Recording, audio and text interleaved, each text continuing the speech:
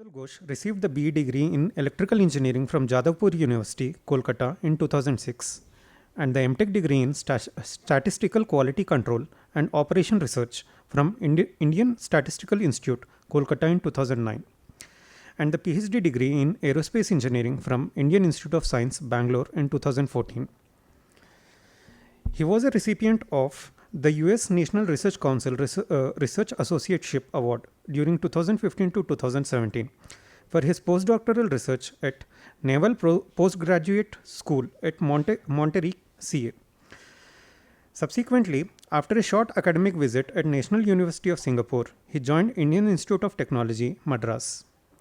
He is currently an associate professor of guidance, navigation, and control with the Aerospace Engineering Department at IIT Madras.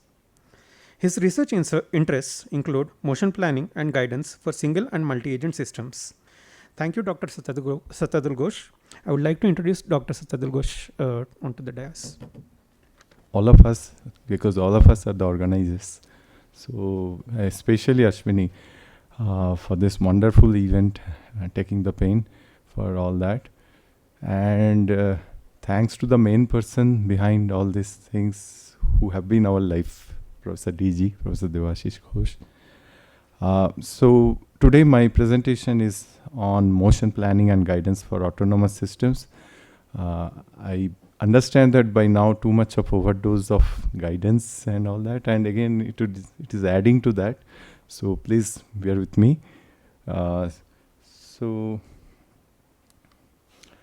So if we see our research activities in the field of GNC or guidance, navigation and control, so I can have all these verticals, right, that we have been working on.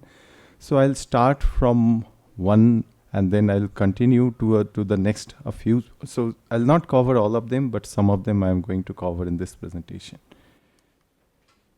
Okay, so the first few slides will be on my work that I pursued like during my doctoral dissertation with Professor Ghosh, and those are still I believe to the core of my heart that those are one of the best possible works that I have done in my life. And the main reason is that they are quite fundamental in nature, and the contributions were really quite fundamental and the basic level. So the first few slides are on variants of proportional navigation. The first one is augmented pure proportional navigation, APPN guidance.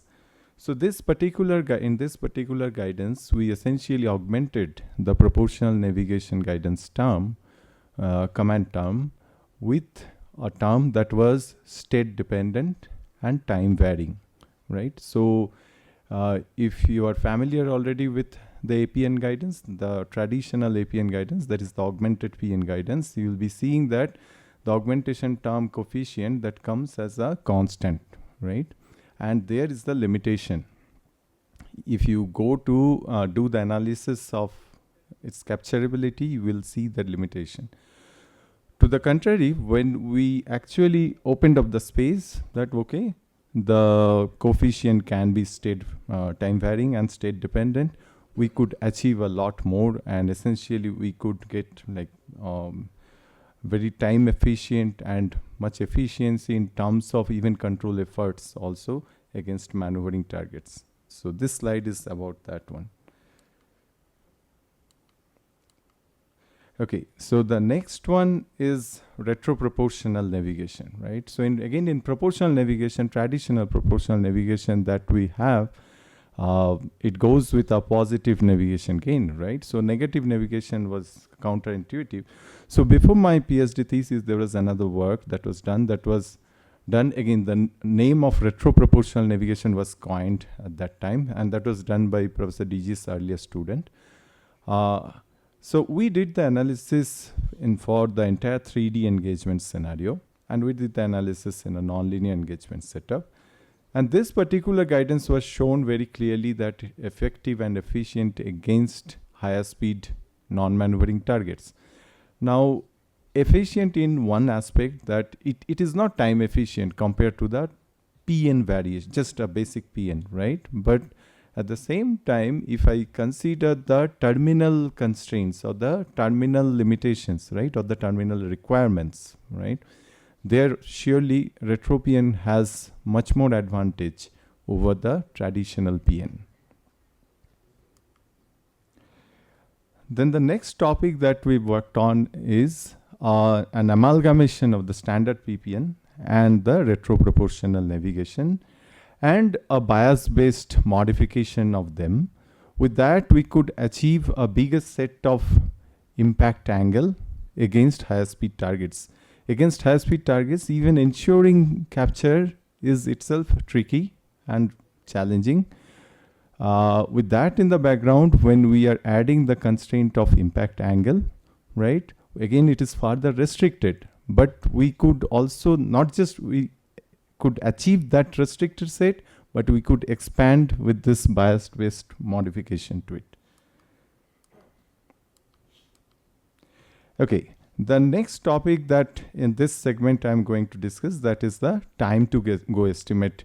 If we see the guidance literature, we'll see that there is very few literature in existing background there on this time to go estimates. So mostly what we see is that they do some approximation which are not very accurate always, or maybe which may be accurate for a very specific set of guidance, or for a very specific guidance, so to say, not even a set of guidance, for a very specific guidance.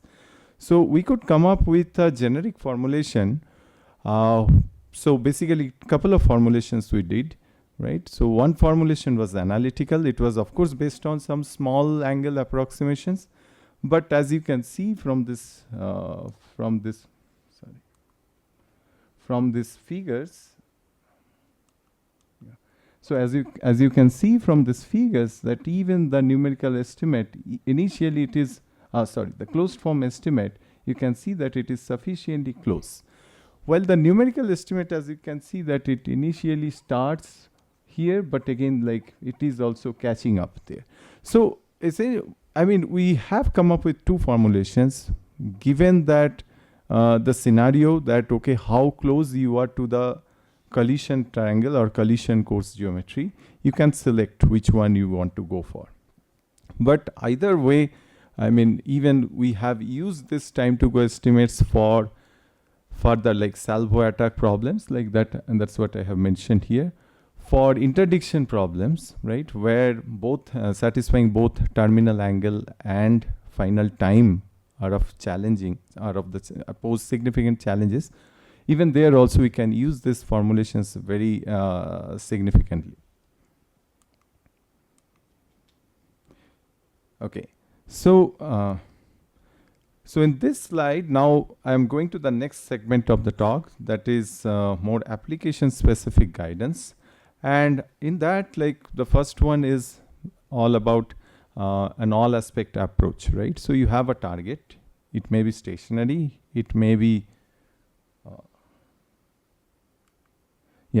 stationary, it may be moving, it may be maneuvering also. What I'm showing on this slide is for stationary and moving targets, okay?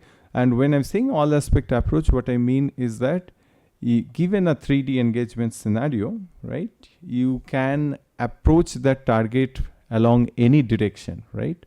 So for a 2D scenario, it is an all angle problem. For a 3D scenario, it is an all aspect problem where the all directions are important. So that we could achieve. And here, if you notice that we are talking about this interdiction guidance, so where we have used the time to go estimates that we developed earlier.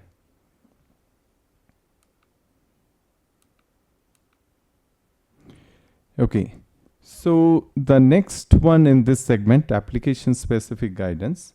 The UAV landing, like all of us, we know that landing is a very challenging portion, challenging segment of any UAV mission, right? So for UAV landing, right, there are a whole lot of literature. I'm not really discussing today any of the literatures, or rather I am mainly focusing on the kind of works that we have as research group we have worked on and we have been working on, so to say. So in this application specific guidance for UAV landing, we have come up with some methods based on sliding mode based control. And what we have tried to do is that it is suitable for landing on different types of ground vehicles, satisfying certain kinds of terminal constraints like terminal direction, terminal velocity, right? Because it's not just landing, it's also kind of a rendezvous problem also, right? It's not just a landing, just basic landing problem. It's also a rendezvous problem. Then the next problem in this segment that comes at path following guidance. So last talk was most of it was on this. So we have also tried to work on this particular problem. So we have developed kind of variable L1. So the look ahead, any of you who work with the quadrotors, you must be hearing that, okay, this Ardu pilot and all that, right? So if you just see its documentation, you'll see that something like it's called L1 control or L1 guidance, right? When I first heard this term, right, I understood it as some adaptive L1, right? Because there is something adaptive L1 control also. And then after I went through the document, then I realized, oh no, this is the L1 guidance that was mainly presented by the group of Professor Jonathan Howe. That came in the first decade of 2000. But frankly speaking, that same idea was also presented in literature, but in marine vehicles context in the second half of 1980s. But mostly that paper is very less cited, I have seen. But the paper that is by Professor Howe's group, that is very widely cited one. So this variable L1, we varied the look ahead distance. This L1 is nothing but the look ahead distance. We varied this look ahead distance based on the notion of maximum peak overshoot, right? So which is, we can consider it as a maximum cross-track error, and also settling time. So we wanted to have, for every segment of the path, we wanted to have a constant settling time and constant maximum peak overshoot. So with that criteria we had. We have also tried to develop some switched vector field based path following guidance, which is at this moment, which is under communication. Okay. So here you can see that this is again another application specific guidance, where this is specific for some UAV combat scenario. What I am showing here is like you have some UAV combat scenario where the UAVs are supposed to follow the protocols, right, that are coming from the manned combat scenarios, right?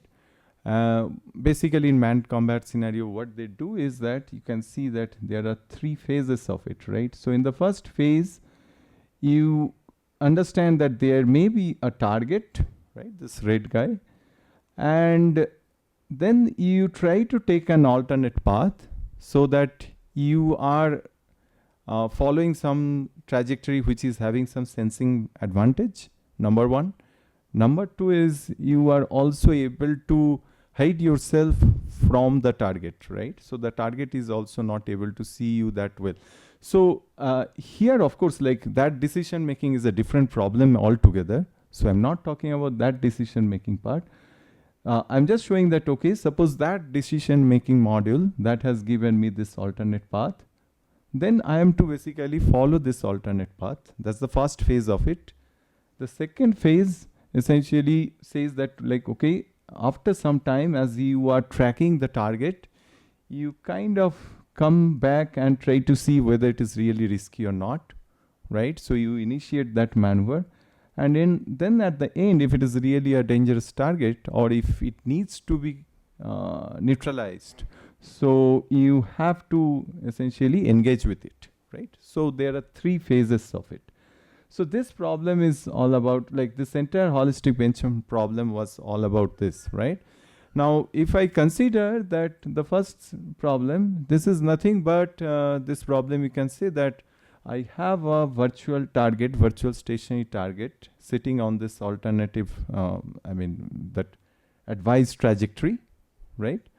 And I am to approach that point from any direction, right? So essentially this gives us the motivation for developing the all aspect approach guidance, right? That I just presented in the earlier slide. And the second problem is more like a decision-making problem, when to initiate this maneuver, because it's not always optimal to initiate the maneuver anytime, right? So you can have some criteria based on which you can see that, okay, what is, so you can think it as a dynamic optimization problem, but again with some manipulation of the overall problem, you can convert it to a static optimization problem and you can solve it also. So I mean, what I mean solve it is analytically you can get the solution. So after you do that, then you initiate the maneuver. And then in the last phase, when it is a kind of really the close combat pursuit evasion, right? So there are a whole lot of different target strategies you may consider, and whole lot of pursuer strategies also you may consider. And you can find out that what can be very suitable. It's a kind of game kind of problem.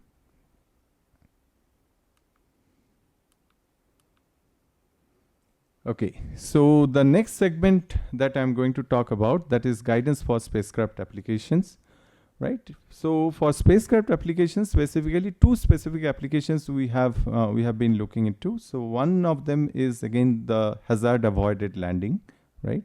So when a spacecraft is on a mission, right? I mean, especially it's a lander mission, right?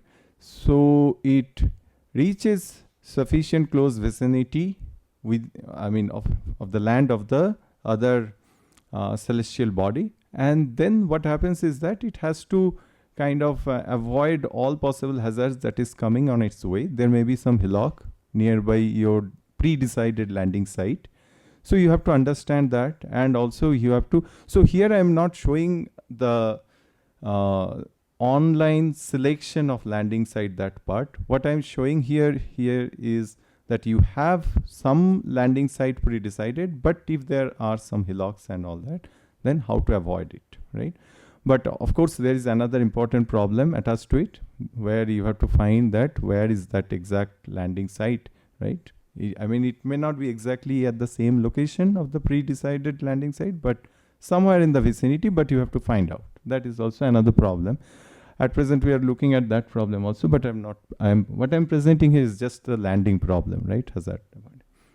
So here we have tried to come up with some formulation based on the sliding mode control, and based on, so the first formulation that is based on sliding mode control, and then we used a notion of instantaneous optimality. It is not really a full optimal control formulation, but we are getting like the command which is instantaneously optimal. That does not guarantee optimality overall, but okay, to some extent, at least it is better than the optimality that we get based on linearized engagement geometry consideration. Okay, that also we have shown. The next one that we have developed, that is based on sliding mode control and based on optimal control. So there is the other problem, that is close range rendezvous problem, right? So which comes under the proximity guidance, right? So close range rendezvous problem, there are a whole lot of methods, right? So one celebrated method is this glide slope based method, and we have been trying to kind of get some optimal glide slope based method for different types of target orbits, like circular and elliptical. And in this, like, we are trying to kind of do the optimization based on the number of hops and based on how to separate the hops in both space and time, right? So that we get some optimal performance.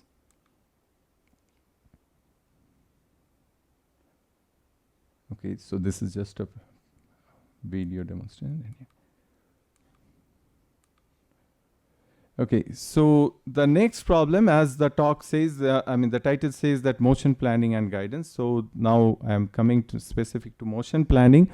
To me, like, the way I look at it is that guidance came from the more control theorists so to say, the guidance term, and motion planning term came more from the computer science theorists, right? So essentially, both the communities are trying to find a kind of safe and suitable path that satisfies all possible constraints that are coming on in the mission, right? So when I'm saying here motion planning, yes, I mean this is also, you can say that it's also a guidance problem, but okay. So motion planning for source localization. So here the problem is that you have a source of some specific type of, like, I mean, one kind of motivation is like there is a gas leakage somewhere, and then you try to kind of understand where exactly that gas leakage has happened, right? So what happens when such an event occurs? It emits some kind of field, right? So in case of gas, it may be order.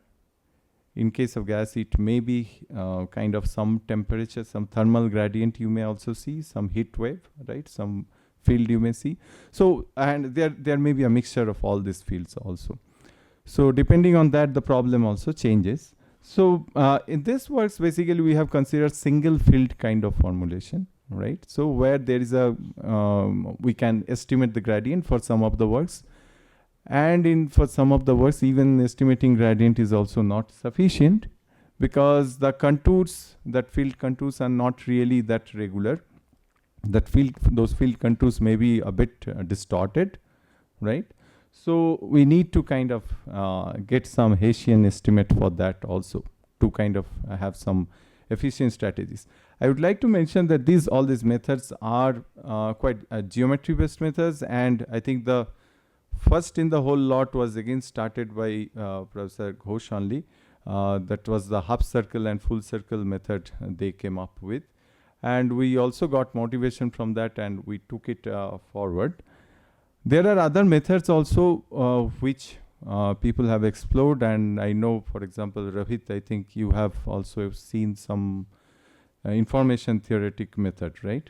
So there are a whole lot of methods for this source localization, right? For example, one can come up with a basic control theoretic method. There are like methods with sliding mode control, so control theoretic methods, and also there are methods based on just statistical methods. There are methods based on more like probabilistic methods, which are a bit different from basic statistical methods. And then there are methods that is information theoretic methods, right? So depending on that, there are names like infotaxis, chemotaxis, and there are so many names out there, right? So, okay. So in this segment, the next topic that we have been working on is a variant of velocity obstacles, right? So velocity obstacles again. Okay, so velocity obstacles is again another celebrated method. I mean, which came almost at the same time when Professor Ghosh came up with the notion of the CC-based obstacle avoidance, right? Collision cone-based obstacle avoidance. The methods are both the methods came independently, but if you see to the core level, they are trying to address the problem not in a too much different way, but one is like collision cone based method is coming from pure guidance theory, while the velocity obstacle based method is coming just from basic geometry, right? And basic geometry and the understanding of the motion. So if you compare their performance, you'll see a little bit of difference, but again, like what we have seen is that there is a good sense of equivalence between them. So we have worked on this the variation of this velocity obstacles, which we called as higher order velocity obstacles. And here what I have mentioned as PAVO, that is probabilistic acceleration velocity obstacle, we came up with this formulation in a probabilistic setup when you don't have any prior understanding of the terrain or of the environment, right? So there is this unknown and unstructured environment. So for that, and also as Professor Shikha was mentioning about the C2 continuity, so this AVO, that is the acceleration velocity obstacle, actually gives us the command, motion command that satisfies that. So that is the kinodynamic feasibility that is satisfied. But again, there is a problem, there is a very traditional problem in all these methods that is called reciprocal dance, right? So reciprocal dance, again, this term, I mean, if I just say what it is, you will, all of us, we have seen, right? So when your friend is coming from the other side and you try to avoid your friend, so essentially both of you go like, keep on doing like this, right? So both of you are going towards this way and then this way, this way. So this is called the reciprocal dancing. To avoid that, there are multiple methods. There have been reported in literature. So one of them is right-of-way based method. Professor Sujit, his group actually did one good work on that aspect. Right-of-way based velocity obstacle variation. So we also extended the notion of right-of-way based method to this PAVO, and where we also use the notion of guidance theory, guidance theoretic collision course concept to kind of come up with the segmentation for the engagement geometry. So that was the additional thing that we did. Yeah.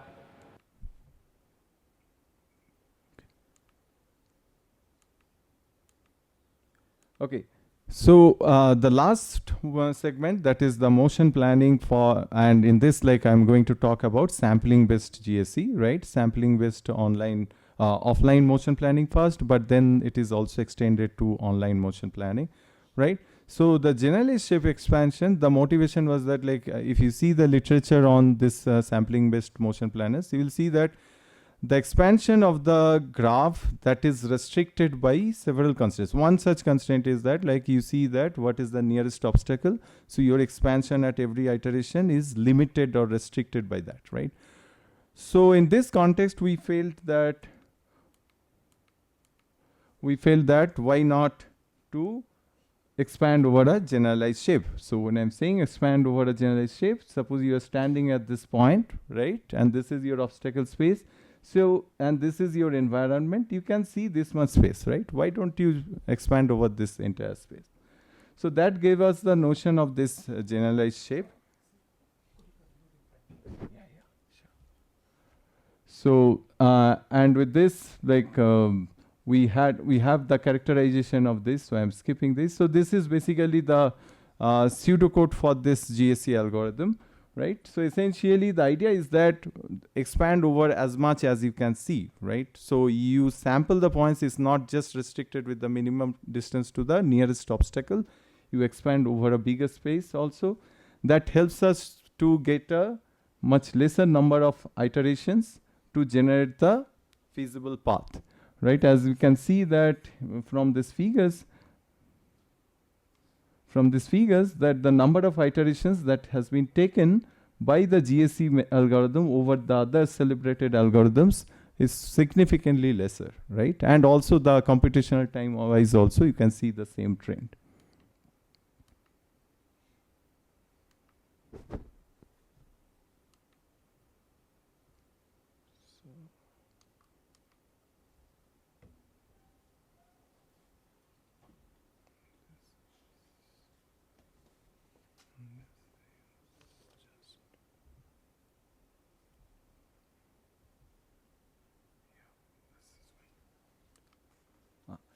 Okay, so we also augmented this with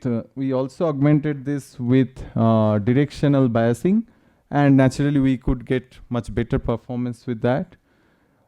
Here are those results. Essentially, this shows that computational time wise, the augmented directional GSE is performing much better than all of them. We tested it in a very challenging maze kind of environment, which is kind of acid test, considered as acid test for motion planning algorithms, and there also you can see GSE AD is outperforming others.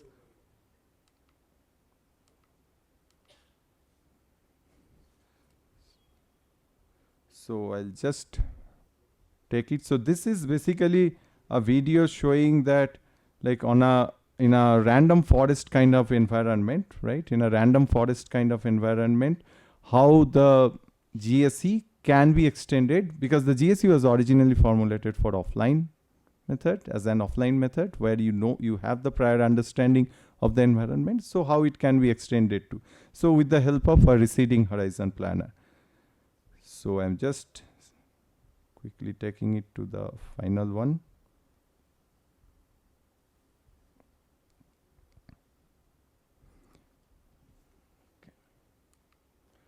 Yeah, so with this, I thank you all. Just to end, like a small video. Thank you all from IIT Madras. So what you will be seeing here is, again, some application of guidance. It's a very simple application of guidance, a deviated pure pursuit based guidance, which will be showing you IITM moving, right? So they are coming, making a formation and then just following it with a direction, with a DDP, deviated pure pursuit. And in literature, it is called detective deviated pure pursuit. So the first I already moved.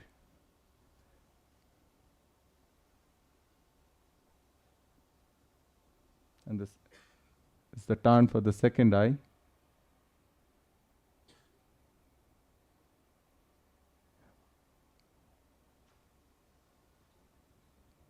So because of the fisheye effect of the camera, it is, you are seeing it as bent, but it's actually straight.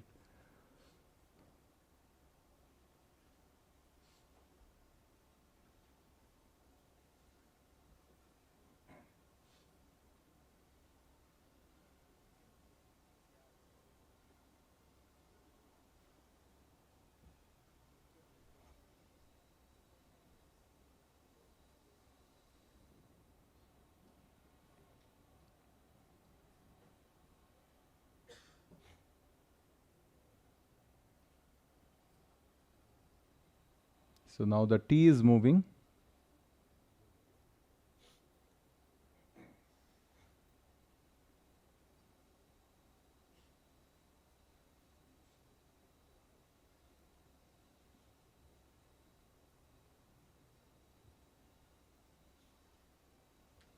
And finally, it would be the turn for M. By the time it ends, let me thank all my students, all my past and present students who have been working with me patiently, and even after several good and bad things that I may be having. Thank you, Professor Ghosh, for all this, for our existence, for my existence in this platform here and all over. So with that, I end my presentation. Thank you.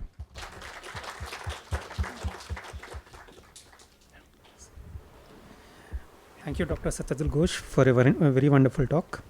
We could take one last question if anyone would like. Right. Very nice presentation. I have a question on slide 8. You had a path that was self-intersecting, like a S kind of. And then if we are following the path, how do we decide which of the... So that path was kind of given in the form of waypoints. So it was like based on the sequence of waypoints. So there is a directional sense that we are always attaching to it. Okay. Yeah, yeah, that's a typical thing. Yeah. Okay. Thank you. Thank you. Thank you so much, everyone, for attending this session.